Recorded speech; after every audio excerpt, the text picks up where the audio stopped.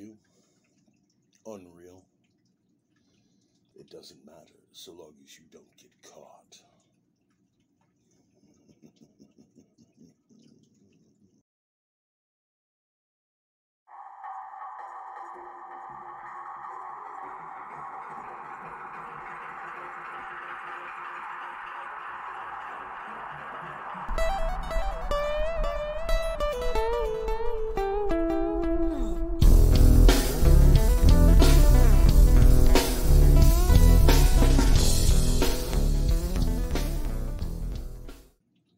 Night 15 of 31 Days of Horror. We're going to talk about Brainscan.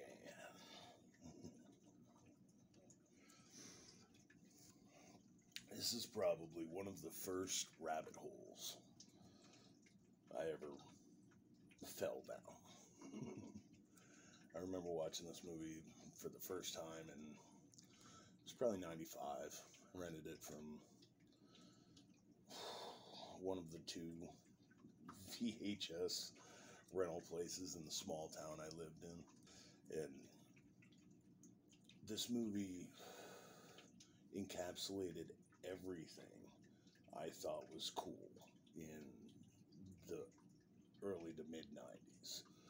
The badass attic room with his own fridge, his own kitchen, an amazing computer. He had a video camera. He fucking listened to cool music. I mean,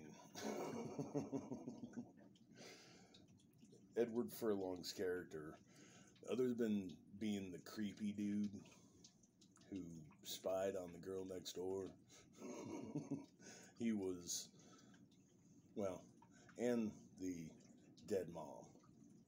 But that's what I saw as cool as a fucking mid-teen.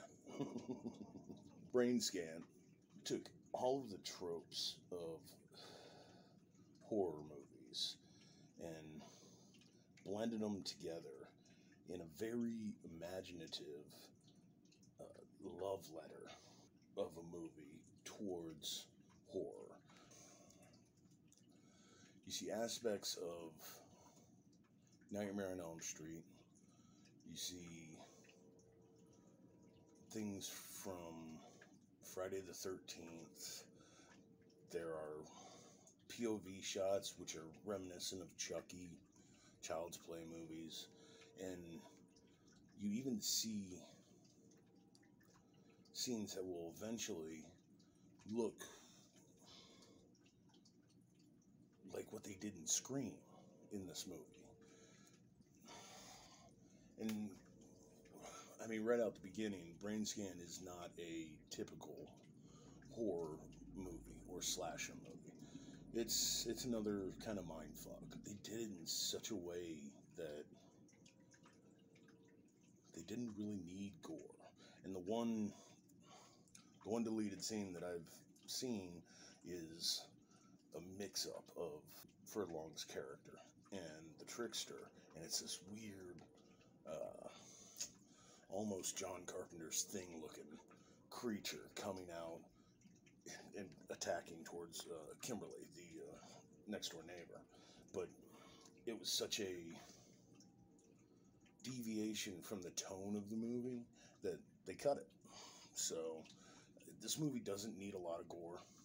It doesn't need a lot of jump scares, because from the get-go they set this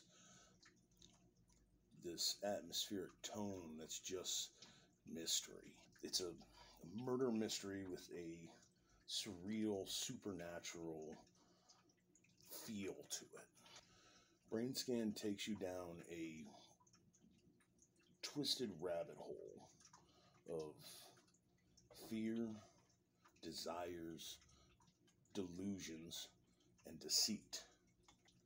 The character of the trickster, you're never sure what to believe. The trickster character gives it a feel of, this is happening, but how can this be happening? You know? The performances throughout the movie, they aren't great. I'll be the first one to toss that out there. Save for Frank Langella. He's fucking phenomenal in anything he does. As the knowing, intrepid cop that already knows what the fuck's going on before you even get further in the thing. He's like, that's our man. Kimberly, who I unashamedly was in love with for years after seeing this movie. And to this day, when I watch this movie, wow. Like, they could not have gotten a better representation of the innocent but curious girl next door to fall in love with. Played by Amy Hargreaves. She's in it so little, but the part that she plays is played so well that, or towards the end, when she tells Edward Furlong's character that she loves him, you believe it. Speaking of Edward Furlong, he portrays a angsty teen as well as he ever had, so not very well. And he's kind of a creep, spying and recording his next door neighbor. But it's passable. He does a decent job in the role. T. Ryder Smith, the trickster, is just fantastic. And although I love Primus, I've never been able to understand why they used "Welcome to This World" by Primus in this movie. That song doesn't fit the rest of it. The rest of it's late 80s, early 90s metal before grunge took over. The entire movie has that feel of, oh, we don't know quite what we're doing yet. Grunge hasn't taken over completely yet. The arena metal bands, the height of Guns N' Roses hasn't quite fallen yet.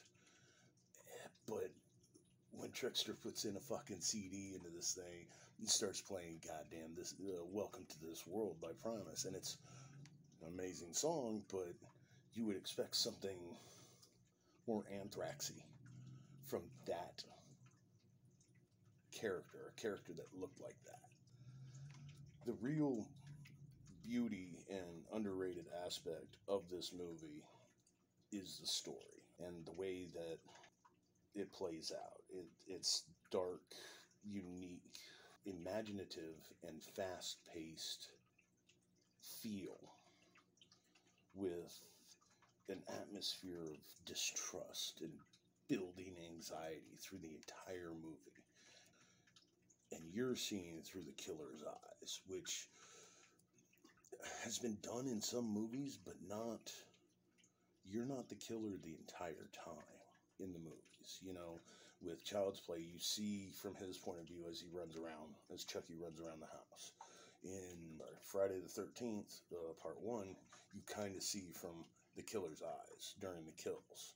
But you never experience the movie as the killer the entire time. So it's an interesting take on it, with good pacing and decent enough effects. I'm not going to say that the CG in this movie is phenomenal. It is quite obviously pre-Jurassic Park CG. It's decent enough because there's not an overabundance of it. There's a couple shots that are clearly the Lawnmower Man era CG. This movie, it pulls you in at the very beginning and doesn't let up until the reveal at the end. And then, well, which is an interesting twist, even if you see it coming, So that's, I don't know, I really like this fucking movie. Tossing out 4 out of 5 burritos with cheese sauce, motherfucker, because this movie is an underrated diamond in the rough. If you haven't seen it, look for it now, watch it. If you have seen it, go get it and watch it again. The feel of the movie all the way through is beautiful, and the person who wrote this was the same guy that wrote Seven, like 2 years later. So you can see that in the cop drama aspect of it. You can see the underbelly of just dark. But yeah, night 15 of 31 Days of Horror is Brainscan. Check it out. Come back tomorrow and see what we watched. All right, later.